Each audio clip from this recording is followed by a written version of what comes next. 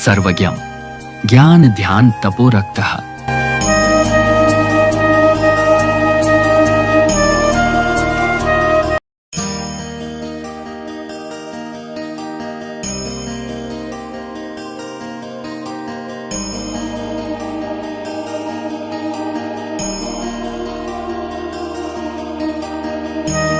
इस कार्यक्रम के पुण्यार्जक है श्री राकेश जैन, श्रीमती रीटा जैन, श्री आकाश जैन, श्रीमती श्वेता जैन, श्री सचिन जैन, श्रीमती शिखा जैन, श्री नमित जैन, श्रीमती अनुष्का जैन, आर्यन जैन, आरव जैन, भजनपुरा दिल्ली।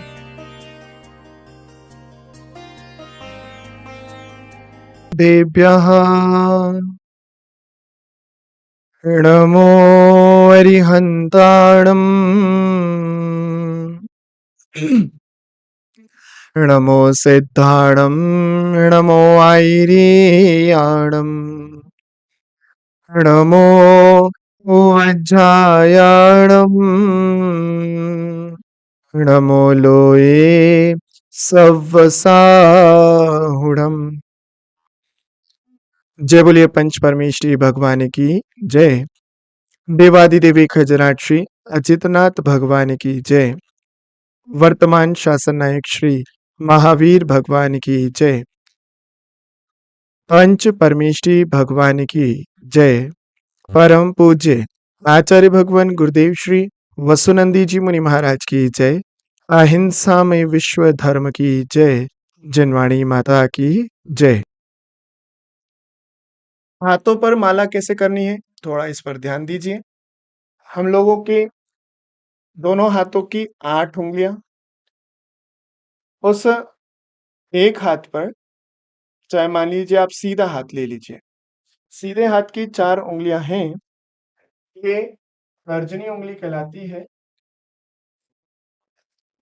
सबसे बीच में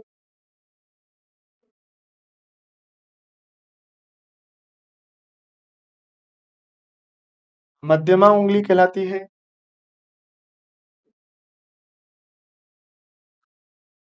ये अनामिका उंगली होती है और ये कनिष्ठा उंगली है। जो सीधे हाथ पर जाप शुरू करते हैं तो मध्यमा उंगली से शुरू करनी चाहिए। यहां से शुरू करके ऊपर जाइए, यहां पर गिनती करें, फिर अनामिका उंगली पर आइए,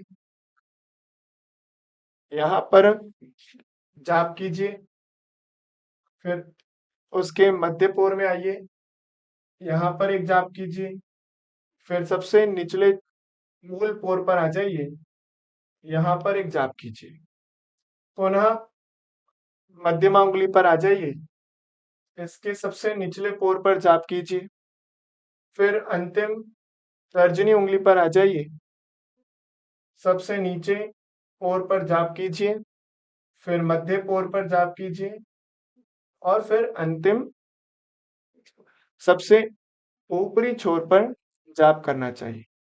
इस तरह से यह एक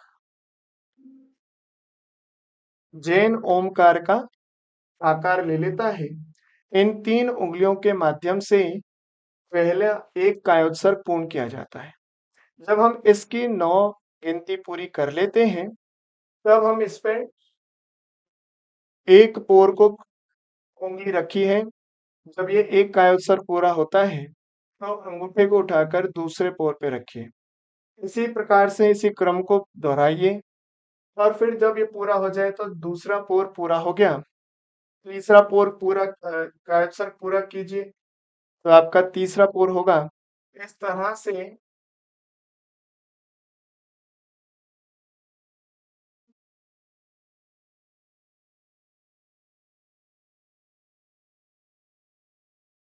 पूरे 12 पोर पूरे कर लीजिए। तो 12 इंटू 9 करेंगे तो 108 की संख्या बन जाएगी। महानुभाव, ये इस तरह से हाथ पर 108 मंत्रों का जाप करके एक माला का पूर्णता की जाती है। इसमें दूसरा और ध्यान रखने योग्य बात है कि जब आसन लगाते हैं तो स्थिर आसन से जाप करें, सर्वोत्तम है। और यदि किसी आसन पर बैठते हैं तो फलक हो यानी लकड़ी हो, पाटा हो, और यदि कोई आप चटाई आदि का प्रयोग करते हैं तो ढाप का आसन सर्वश्रेष्ठ होता है। ढाप एक प्रकार का जो नारियल होता है उसकी छिलक को बना करके एक आसन बनाया जाता है, उसका प्रयोग करना सर्वोत्तम होता है। उससे कार्य की सिद्धि, मंत्र सिद्धि जल्दी होती है। कपड़े का आसन यदि लेते हैं तो लाल, पीला, सफेद आसन तो ले सकते हैं, लेकिन किसी भी काले और नीले प्रयोग का आसन का प्रयोग नहीं करना चाहिए। चमड़े आदि का आसन नहीं लेना चाहिए, प्लास्टिक के आसन पर भी नहीं बैठना चाहिए और डायरेक्ट ज़मीन पर भी नहीं बैठना चाहिए।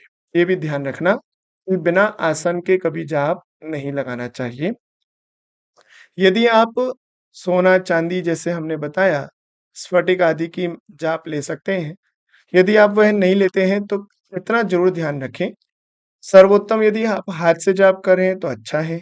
यदि आप कोई माला ही लेते हैं और ज़्यादा कीमती माला का प्रयोग नहीं करते हैं, तो इतने से तो ज़रूर बचना चाहिए कि आपकी माला प्लास्टिक के दानों की ना हो, लकड़ी की ना हो या फिर काँच की ना हो, हड्डी आदि की भी ना बनी हो, इस बात का ध्यान रखना चाहिए।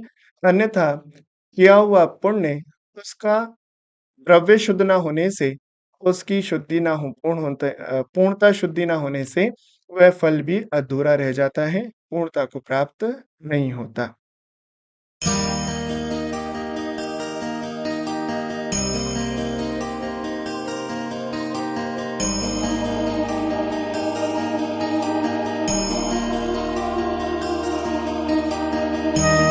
इस कार्यक्रम के पुण्यार्जक है श्री राकेश जैन, श्रीमती रीटा जैन, श्री आकाश जैन, श्रीमती श्वेता जैन, श्री सचिन जैन, श्रीमती शिखा जैन, श्री नमित जैन, श्रीमती अनुष्का जैन, आर्यन जैन, आरव जैन, भजनपुरा, दिल्ली। सर्वज्ञं ज्ञान ध्यान तपो रक्तः